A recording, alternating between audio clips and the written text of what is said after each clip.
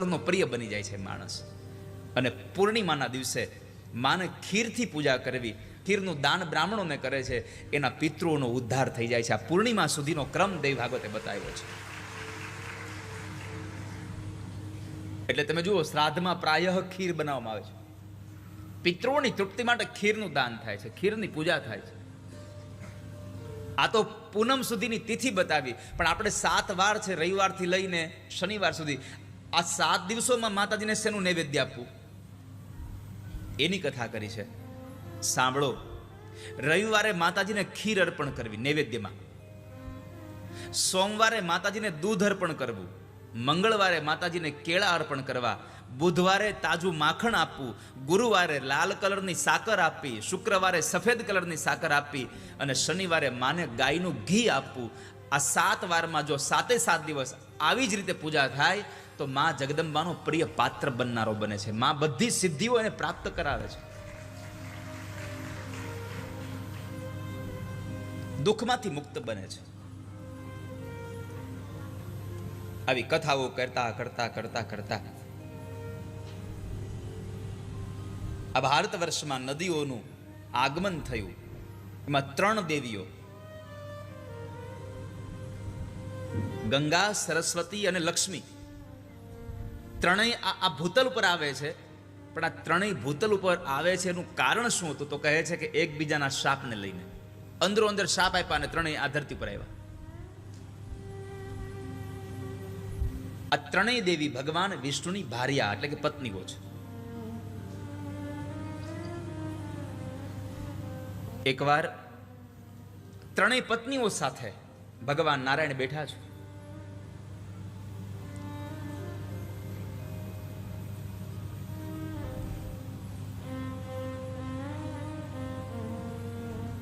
ગંગા કામાતુર બની અને પરમાત્મા સામે જોઈ રહી છે.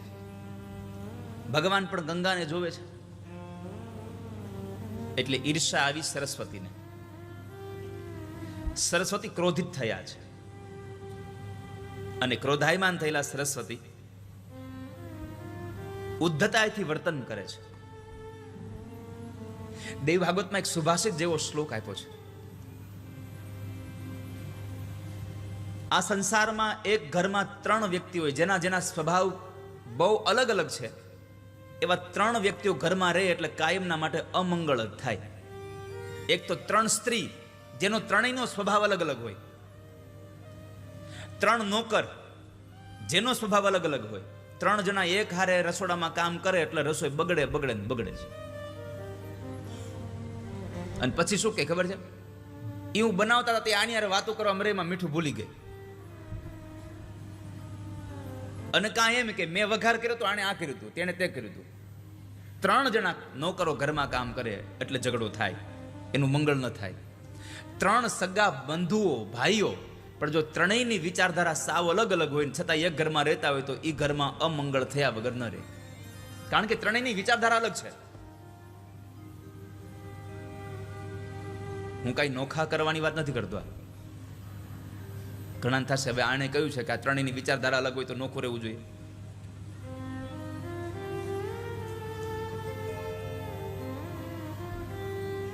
તો આ 3 લોકો જો એક ઘરમાં સાથે રહેતા હોય તો મંગળ ન થાય. એમાં વિપરીત સ્વભાવની 3 સ્ત્રીઓ એક ઘરમાં, એટલે એ ઘર ક્યારેય સ્વર્ગ સમાન ક્યારેય સુખ ના આપે, એ નર્ક જેવું જ આપે. કારણ કે સવારે ઘરેથી નીકળ્યા પછી ઘરે આવો ત્યાં આપણે તૈયારી હારે જ જવાનું કે જાતાની સાથે આપણે હવને ફરિયાદો સાંભળવાની છે.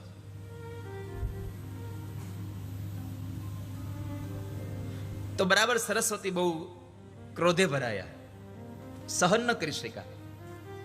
ઈર્ષાનો ભાવ સહજ હોય એટલે એક સ્ત્રી સામે જ્યારે એનો પતિ જોવે છે એટલે બીજી સ્ત્રી, બીજી પત્ની એનાથી જરા ક્રોધે ભરાઈ ગઈ, એનાથી સહન ન થયું. અને સરસ્વતી કહે છે કે મારે આવું જીવન અહીંયા રહીને કરવું શું કે જ્યાં પતિનો પ્રેમ ન હોય. પતિના પ્રેમ વગરનું જીવન એ પત્ની માટે હાવ વ્યર્થ છે. આ સંસારમાં જે સ્ત્રીને પોતાના પતિનો પ્રેમ નથી મળ્યો એનું જીવન વ્યર્થ ગયું છે. દેવી ભાગવત એમ કહે છે, કિમ જીવનેન મૈત્રેવ દુર્ભાગ્યાશ્ચ સાંપ્રતમ નિષ્ફલમ જીવનમ તસ્યા યા પત્યુઃ પ્રેમ વંચિતા. જેને પોતાના પતિનો પ્રેમ ન મળે એનું જીવન વ્યર્થ જાય.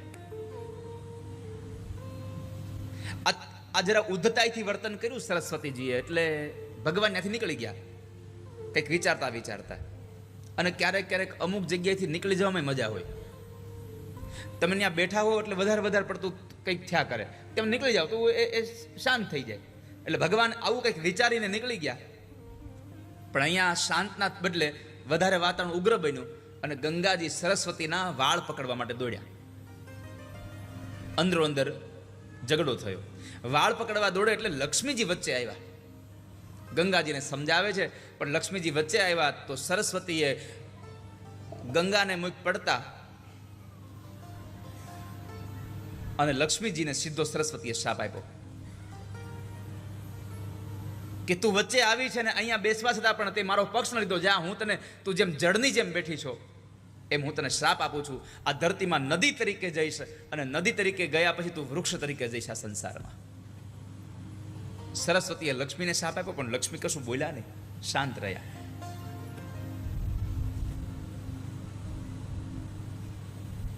કંઈ બોલ્યા નહીં. લક્ષ્મીને શ્રાપ સરસ્વતીએ આપ્યો એટલે ગંગાથી સહન ન થયું. એટલે ગંગાએ સરસ્વતીને શ્રાપ આપ્યો કે હું તને શ્રાપ આપું છું કે તે લક્ષ્મીને ગંગા નદી તરીકે કીધું, જા તું આ ધરતીમાં પણ નદી તરીકે પ્રવાહિત થઈશ અને લોકોના પાપને તારી અંદર ધોઈશ. સરસ્વતીનો ક્રોધ ગયો નહોતો. સરસ્વતી કીધું તુંય અમારી હારે આવજે, જા, તને પણ શ્રાપ છે, તું પણ નદી થઈને આવજે. આ ત્રણેય નદીઓ થઈને અહીંયા આવે છે.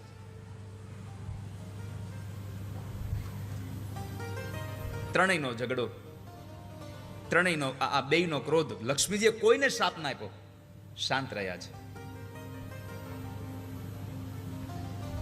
આ એક ખાલી પ્રેમને ખાતર. પણ આ જે પ્રેમની વાત છે એ કંઈક અલગ પ્રકારના પ્રેમની વાત છે.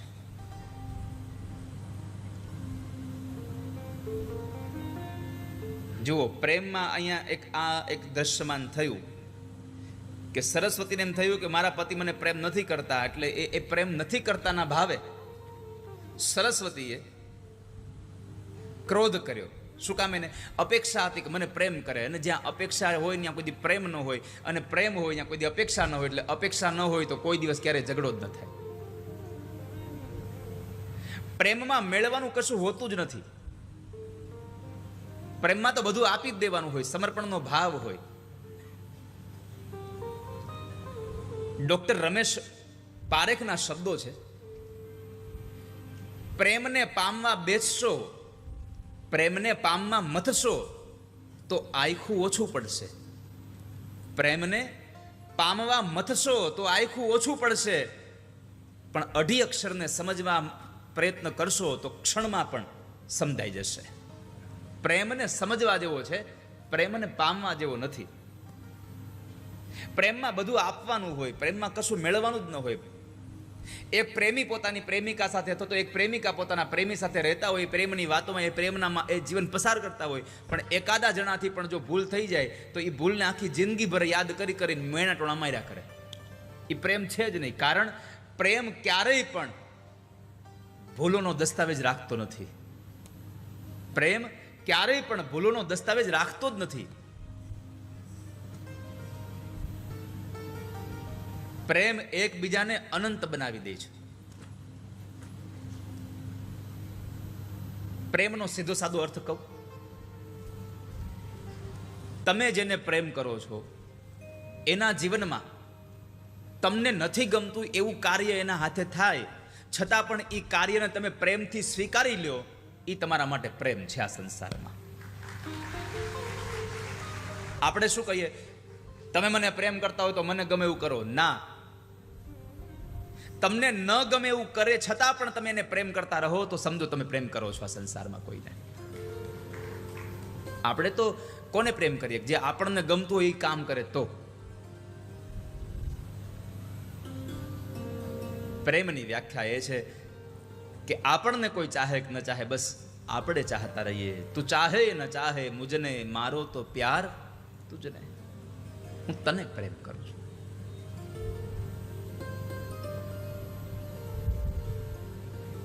એક છોકરો હતો, એને ક્રિકેટનો બહુ શોખ. એના બાપુજીને વારે વારે કીધા કરે, પપ્પા ક્રિકેટ જોવા લઈ જાવ ને, પપ્પા ક્રિકેટ જોવા લઈ જાવ ને. અનહદ શોખ. અને એના પપ્પાને કૂતરા બિલાડા જેવું મેચ આરે. અમુક અમુક તો એટલા બધા મેચના રસિયા હોય, જમે નહીં. મેચ પૂરી ન થાય ત્યાં જમે નહીં, ક્રિકેટ ન પૂરી થાય ત્યાં સુધી.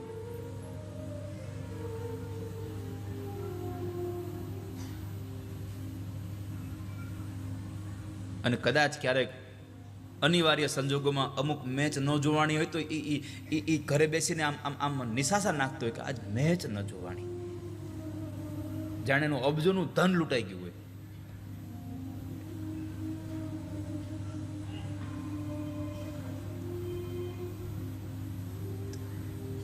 એમાં છોકરો એના પપ્પાને વારે વારે કે પપ્પા મેચ જોવા લઈ જાવ ને. એક વાર છોકરાને મેચ જોવા લઈ જાય છે. 8 દિવસની મેચ. હોટલ રાખી, સારું સારું ખાવાનું મગાવે, છોકરાને લઈને મેચ જોવા જાય. એક ભાઈએ પૂછ્યું કે તમને મેચ બહુ ગમતી લાગે. પપ્પાએ કીધું ના, જરાય મેચમાં રસ નથી. આપણને જરાય મેચમાં રસ નથી. અરે પણ તમને મેચમાં, તમને ક્રિકેટમાં જરાય તમને આટલી બધી ગમતી નથી તો તમે આ 7 દિવસ અહીંયા રોકાણા, તમે આટલો ખર્ચો કર્યો, તમે આ સમય બધો વેડફો. મને લાગે છે કે તમને મેચ બહુ ગમે છે, તમને મેચ બહુ વાલી છે. અને ત્યારે દીકરાના બાપે કીધું મને મેચ નહીં, મને મારો દીકરો વાલો છે, મને મારો છોકરો વાલો છે. સમજાય છે આ વાત? ક્રિકેટ નહોતી ગમતી પણ મારા દીકરાને ગમતી હતી. મારો દીકરો હતો, એ મારા દીકરાનો પ્રેમ કરતો હતો, એટલે મેં ક્રિકેટને મારું ગમતું કરીને પણ મારા દીકરાને મેં ખુશ રાખ્યો. આ સંસારમાં તમે જેને પ્રેમ કરો છો એમાં તમને ન ગમતું હોય છતાં પણ એ વાતનો સ્વીકાર કરીને તમે જેને ખુશ કરો તો સમજો તમે પ્રેમ કરી રહ્યા છો સંસારમાં. તમને જ ગમતું થાય એ પ્રેમ નથી. તમને જે ગમે છે એનું ગમતું થાય અને તમારું અણગમતું છતાં પણ તમે સ્વીકારી લો તો એ પ્રેમ છે.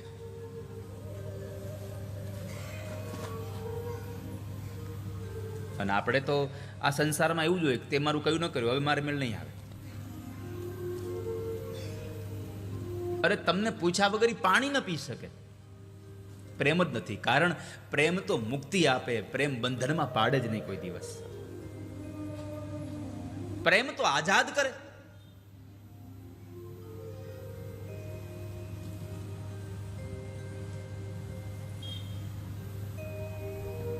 તો ત્રણેયના ઝઘડામાં ભગવાન નારાયણ થયું હાલ જવું જોશે. એટલે ફરી પાછા ભગવાન ત્યાં આગળ પોતાના 4 પાર્ષદોને લઈને પરમાત્મા ત્રણેય પાસે આવ્યા છે.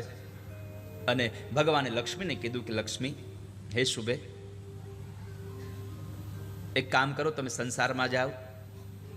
ધર્મધ્વજ નામના એક રાજા છે અને એને ત્યાં તમે અયોની જ રીતે કન્યાના રૂપમાં તમે પ્રગટ થશો.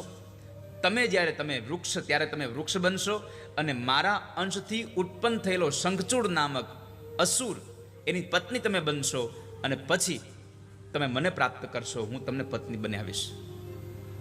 અને ત્યારે તું જ્યારે વૃક્ષ બનીશ ત્યારે તું પવિત્ર થઈ અને આ સંસારમાં તુલસી તરીકે, વૃંદા તરીકે તું અહીંયા આવીશ અને તારે આખી દુનિયા તુલસી તરીકે તને ઓળખશે, તને વૃંદાવની તરીકે ઓળખશે. માટે જાઓ, તમે સંસારમાં જાઓ. ગંગાની ઉત્પત્તિ, સગર ચરિત્ર.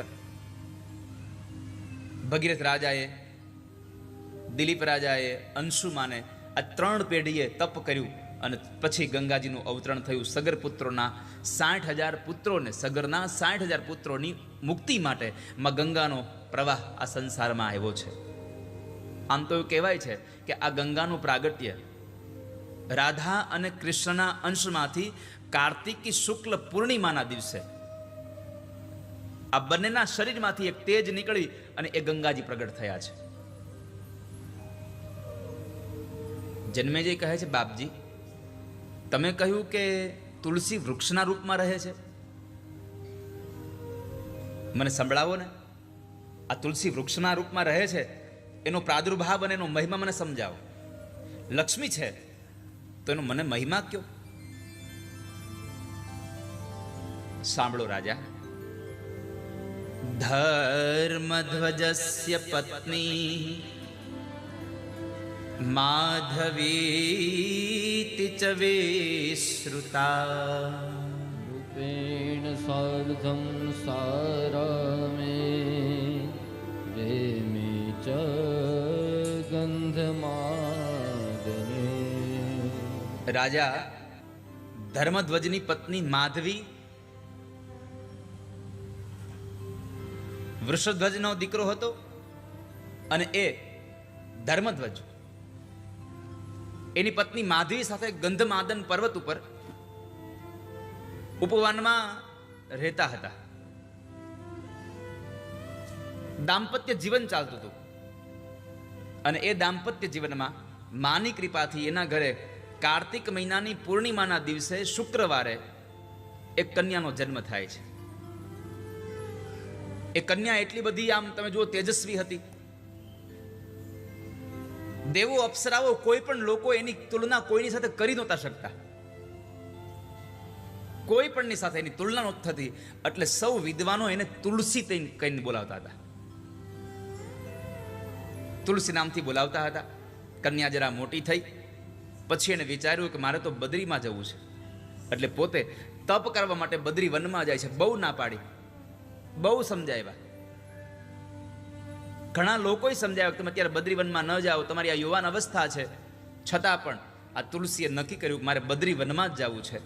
અને એ બદ્રી વનમાં જઈ અને આ ધર્મધ્વજની દીકરીએ 1,00,000 વર્ષ સુધી તપ કર્યું છે. 1,00,000 વર્ષ. અને એ 1,00,000 વર્ષમાં તડકાની અંદર પણ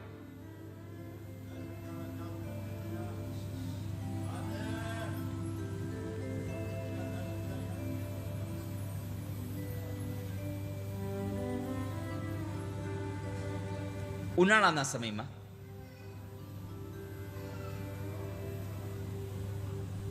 એ ઉનાળાના દિવસોમાં આ તુલસી ચારેય બાજુ અગ્નિ પ્રગટાવી અને બેસે. બાપા ત્યાંથી જ કર્યો ને.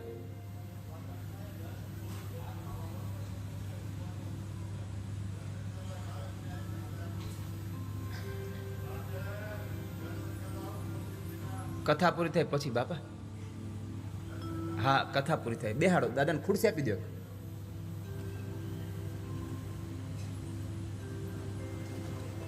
હા,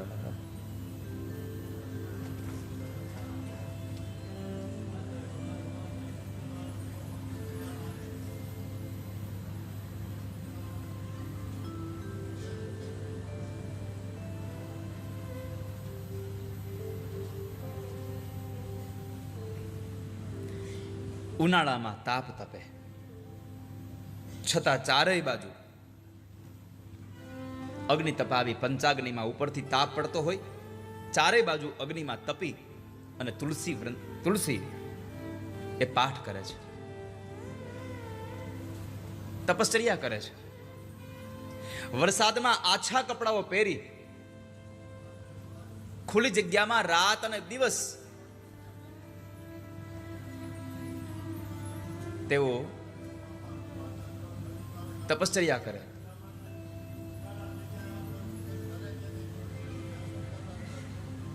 રાત દિવસ એને તપ કર્યું છે.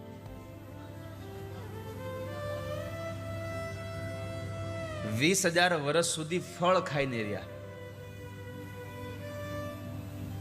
30,000 વર્ષ સુધી પત્તા ખાઈને જીવ્યા,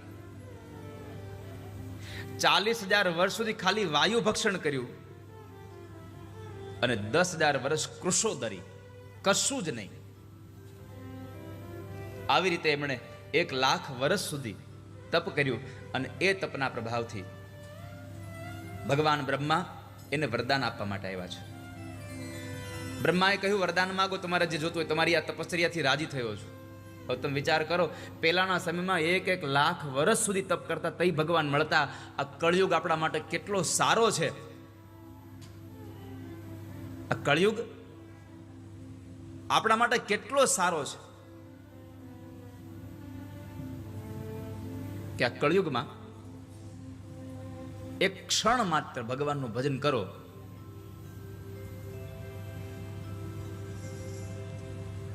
એક કીર્તન કરો ખાલી, તો એ ભગવાનની પ્રાપ્તિ થઈ જાય.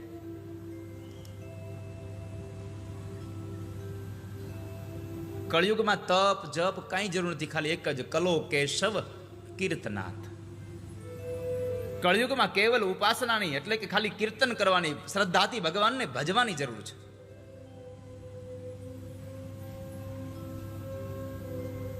એટલે તુલસીએ કહ્યું કે જો બ્રહ્માજી તમે મને વરદાન આપવા ઈચ્છતા હો તો એક કામ કરો,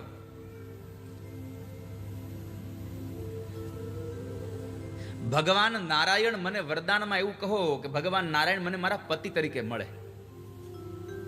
કેમ કે હું પૂર્વજન્મમાં તુલસી નામની ગોપી હતી, ભગવાન સાથે વિહાર કરતી હતી, ત્યારે રાધાએ મને જોઈ અને પોતે એટલા બધા ક્રોધમાં આવી ગઈ અને એમણે મને શ્રાપ આપ્યો કે તું જા મનુષ્ય યોનિમાં જઈ અને આ સંસારમાં જઈશ. એટલે હું આજે મનુષ્ય યોનિમાં આ સંસારમાં આવી છું. મને એટલું વરદાન આપો કે મને મારા પતિ તરીકે ભગવાન મળે. આપણો પતિ ભગવાન હોવો જોઈએ. સાંપ્રતમ તમ પતિમ લબ્ધુમ વર્યે ત્વમ ચ દેહી મે. મને ભગવાન મારા પતિ તરીકે મળે એવું વરદાન આપી દો.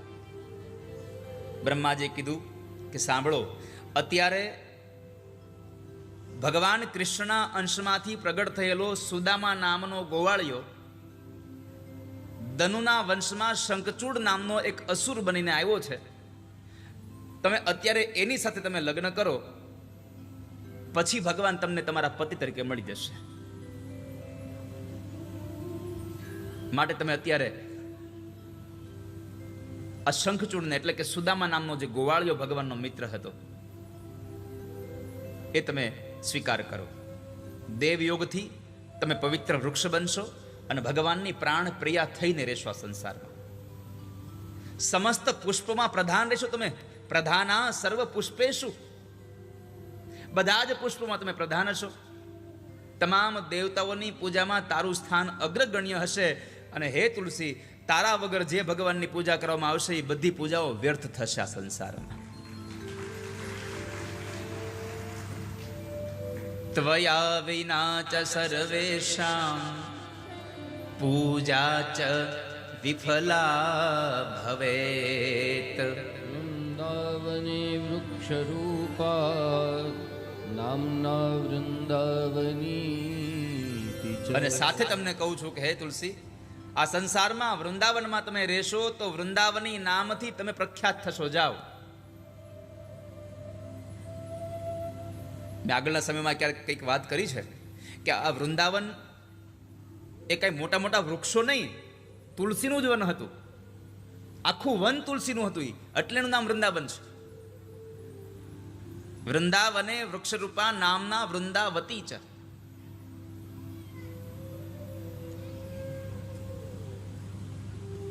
તો એ આખું વૃંદાવન તુલસીનું હતું. પણ એવા સમય તુલસી કહ્યું કે હે બ્રહ્માજી, સાચું કહું, મને 2 હાથવાળા કૃષ્ણમાં જે પ્રેમ છે એટલો પ્રેમ મને 4 હાથવાળા વિષ્ણુમાં નથી. હું 2 હાથવાળા કૃષ્ણને પ્રેમ કરું છું, મને 4 હાથવાળા નથી. પછી કીધું કે લો, તમારે કૃષ્ણને પ્રાપ્ત કરવા હોય તો લ્યો આ રાધાનો 16 મંત્ર. અને આ રાધાનો 16 મંત્ર આપીને કીધું કે તમે જપ કરો, રાધા તમારા ઉપર પ્રસન્ન થશે અને તમને કૃષ્ણની પ્રાપ્તિ થશે. ભલે. તુલસીને મંત્ર આપ્યો. એ મંત્રથી તુલસીએ સુખને મેળવ્યા છે. એકવાર તુલસી શયન કરતા હતા ત્યારે તેના મનમાં કામનાઓ જાગી, એટલે તેના શરીરમાં કંપન થવા લાગ્યા. શણગાર સજ્યા છે, 16 શણગાર સજીને બેઠા હોય આવું સપનું એને ચાલુ થયું. એક સુંદર પુરુષ એની સામે આવે છે. એ પુરુષ એને જોયા કરે છે, કામનાઓની વાત કરતો હતો. થોડી વાર પાસે આવે, થોડી વાર જતો રહે, વળી પાછો આવે, પછી પાછો જતો રહે. એમાં બરાબર પુરુષ જતો રહ્યો અને તુલસી એકદમ નિદ્રામાંથી જાગી જાય છે કે હે પ્રાણનાથ, તમે ક્યાં જાઓ છો, ક્યાં જાઓ છો તમે? તુલસી વારે વારે આવો વિલાપ કરવા લાગી. અને એવા સમયે બ્રહ્માજીના જ આદેશથી શંખચૂડ એટલે કે જૈગીશ્વર મુનિના આશ્રમ પાસે, જૈગીશ્વર મુનિ પાસેથી એક ભગવાન કૃષ્ણનો મંત્ર લઈ અને પુષ્કરના થોડા દિવસોમાં સિદ્ધિ કરવા માટે થઈ અને આવેલો અને પોતે ભગવાન કૃષ્ણના મંત્રનો જપ કરી કરીને અંતે પોતે સિદ્ધ થયો, મોટો યોગી, મહાયોગી બન્યો. શંખચૂડો મહાયોગી જૈગીષવ્યાન મનોહરમ કૃષ્ણ મંત્રમ ચ સંપ્રાપ્ય કૃત્વા સિદ્ધમ તુ પુષ્કરે. બ્રહ્માનું વરદાન હતું કે તારા મનની અભિલાષાઓ સંપન્ન થશે. એ વર લઈને એ પોતે પણ બદ્રીવનમાં ગયો. જે જગ્યાએ તુલસી હતા ત્યાં બદ્રીવનમાં જાય છે. તુલસી અને શંખચૂડનું મિલન થયું. શંખચૂડે પૂછ્યું, તમે કોણ છો? તુલસીએ પોતાની ઓળખાણ આપી, હું ધર્મધ્વજ અને માધવીની દીકરી છું, અહીંયા તપ કરવા આવી છું, બ્રહ્માજીના કહેવાથી હું અહીંયા આવી છું. એ સમયે બંને વાર્તાલાપ કરતા હતા. એ સમયે ભગવાન બ્રહ્મા પણ આવ્યા અને બ્રહ્માએ એકબીજાની ઓળખાણ આપી કે પણ આ પણ તુલસી નામની ગોપી હતી, રાધાના શાપને લઈને સંસારમાં આવી છે. આ પણ સુદામા નામનો ગોવાળિયો હતો, પણ એ પણ રાધાના શાપને લઈ અને અહીંયા શંખચૂડ બનીને આવ્યો છે. માટે તમે બંને જણા અત્યારે હવે લગ્ન કરી લો, વાતો ન કરશો. પ્રેમ પ્રણયની વાતો કરતા હતા એટલે બ્રહ્માએ એને લગ્ન કરવા માટે આજ્ઞા આપી. ગાંધર્વ લગ્ન કર્યા છે. ગાંધર્વ લગ્ન કરીને બંને જણા પોતાનું દાંપત્ય જીવન પસાર કરી રહ્યા, સુખમય જીવન જીવી રહ્યા છે. અને એ જીવનમાં એક મન્વંતર સુધીનું સુખ ભોગવ્યું. એક મન્વંતર સુધી એને સુખ ભોગવ્યું. અને શંખચૂડ વરદાનના લીધે દેવ, દાનવ અને માનવ બધાને શાંત કરી દેવા વાળો હતો. કોઈનાથી પણ એને જીતી શકાય એવો હતો નહીં. દેવાનામ અસુરાણામ ચ દાનવાનામ ચ સંતતમ, બધાને શાંત કરી દેવા વાળો હતો. એમાં એક વખતના સમયે દેવતાઓ સાથે યુદ્ધ કર્યું અને દેવતાઓને હરાવ્યા છે. દેવતાઓ દર દર ભટકી રહ્યા છે. દેવતાઓ દર દર ભટકે, બ્રહ્મલોકમાં જાય. બ્રહ્માજી પાસે જઈ પ્રાર્થના કરી કે શું કરીએ અમે? બ્રહ્માજી કહે છે, આમાં મને ખબર નથી, પણ એક કામ કરો, તમે શંકરને મળો. અને ભગવાન શંકરને મળવા જાય. તો શંકરને મળવા ગયા તો ભગવાન શંકર આરાધનામાં હતા. એટલે સૌએ પરમાત્મા શિવની પ્રાર્થના કરી છે. શંભુ શરણે પડી માંગુ ઘડીએ ઘડી કષ્ટ કાપો દયા કરી દર્શન શિવયાપો.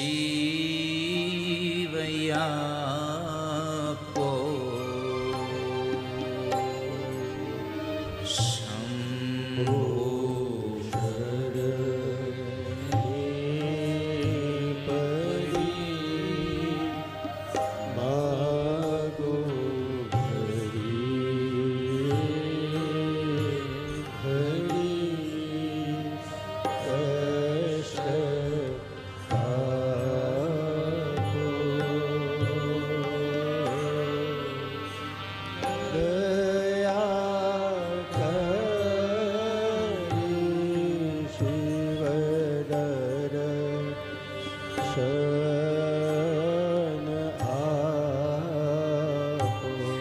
શબ્દ વાપર્યો કવિએ, દયા કરીને દર્શન આપો. કેમ? આ સંસારમાં દેવોના દર્શન થકી બધા જ દુઃખોમાંથી મુક્તિ મળી જાય છે. શંભુ શરણે પડી માંગુ ઘડીએ ઘડી કષ્ટ કાપો દયા કરી દર્શન શિવયાપો.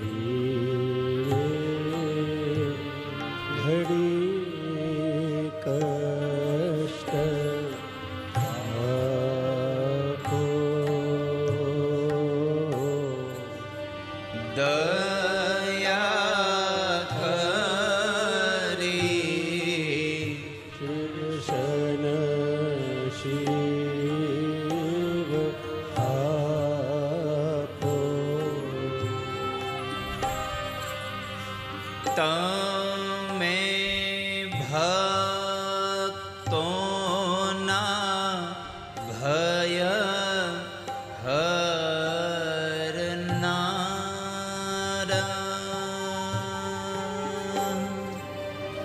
શુભ સૌનું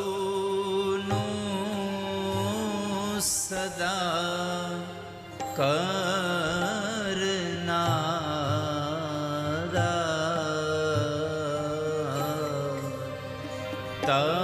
તમે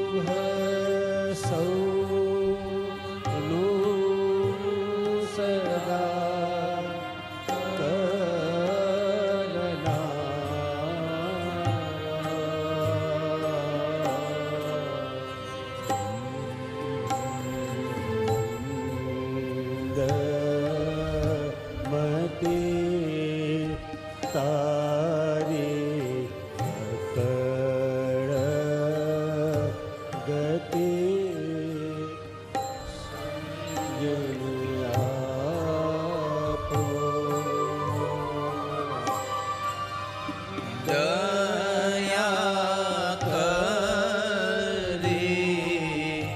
દર્શન હું મંદમતી છું. મને ખબર નથી ભગવાન તમારી પૂજા કેમ કરવી જોઈએ. તમે કેટલી સામગ્રી ભગવાનને અર્પણ કરો છો એ બહુ અગત્ય નથી, પણ કેવા ભાવ સાથે અર્પણ કરો છો એ બહુ મહત્વનું છે. ભાવહિ વિદ્યતે દેવો તસ્માદ ભાવહિ કારણમ. સામગ્રીમાં જેટલું સામર્થ્ય નથી એટલું સામર્થ્ય તમારા ભાવમાં છે.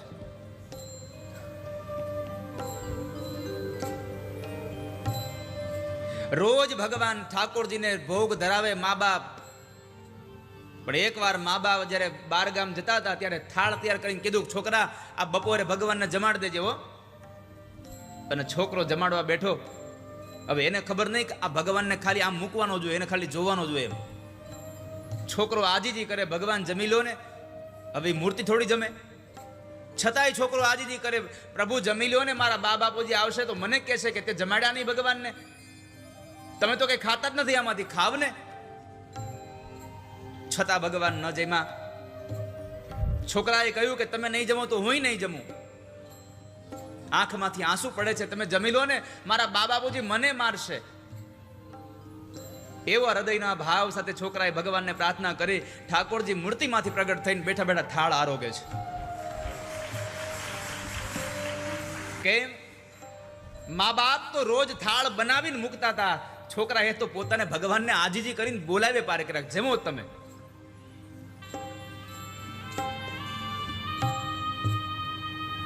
છોકરો કહે મને બાર છે. આવીને મા